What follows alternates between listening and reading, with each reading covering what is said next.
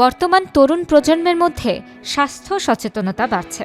এর সাথে সাথে বডি বিল্ডিংয়ের প্রতি আগ্রহ ব্যাপকভাবে বৃদ্ধি পেয়েছে। শুধুমাত্র বাহ্যিক সৌন্দর্য নয়, স্বাস্থ্য সুরক্ষা ও মানসিক দৃঢ়তা অর্জনের লক্ষ্যেও অনেকে নিয়মিত শরীর চর্চা করছেন। বিশেষজ্ঞরা বলছেন, অতিরিক্ত স্টেরয়েড বা কৃত্রিম উপায়ে পেশি বৃদ্ধির পরিবর্তে প্রাকৃতিক উপায়ে ব্যায়াম ও সুষম খাদ্যের মাধ্যমে শরীর গঠনে গুরুত্ব দেওয়া উচিত। নিয়মিত ব্যায়াম, সঠিক ডায়েট ও পর্যাপ্ত বিশ্রামই হল বডি বিল্ডিংয়ের মূল চাবিকাঠি।